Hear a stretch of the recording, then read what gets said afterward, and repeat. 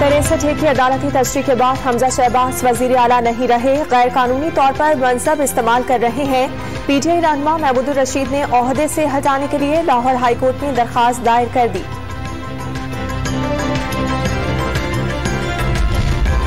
वजीर आला के इंतखाब के खिलाफ दरखास्तों के मुकदमे में अदम पेशी पर हमजा शहबाज ने 1 लाख रुपए जुर्माना अदा कर दिया। तहरीरी जवाब भी जमा, दरखास्तों को जुर्माने के साथ खारिज करने की इस्तदा। चेयरमैन तहरीक इंसाफ इमरान खान का 6 रोजा अल्टीमेटम खत्म होने में 2 दिन बाकी। हुकूमत ने भी लॉन्ग मार्च से निपटने की तैयारियां शुरू कर दी। रावलपिंडी इस्लामाबाद के संगम फैजाबाद पर दोबारा कंटेनर्स रख दिए गए। बलोचिस्तान के बलदियाती इंतखाबात में आजाद उम्मीदवार 1487 नशिस्तें ले उड़े। JUI को 260 जबकि BAP को 213 नशिस्तें मिली। गबादर में हक 2 तहरीक ने 39 में से 27 नशिस्तें जीत ली। गैर हतमी गैर सरकारी नताइज आने का सिलसिला जारी।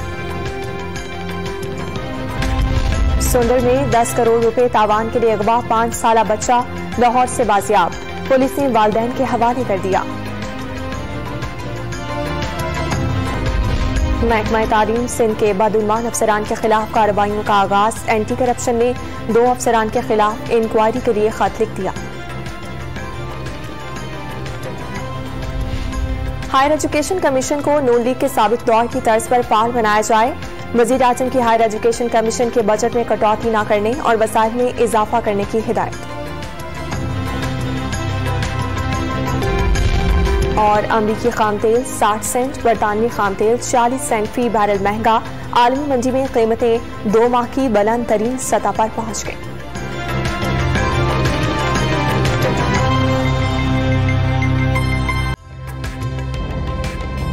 ताज़ा तरीन वीडियोस के लिए हमारा YouTube चैनल सब्सक्राइब करके बेल आइकन प्रेस कीजिए ताकि आपको मिले हर अपडेट सबसे पहले।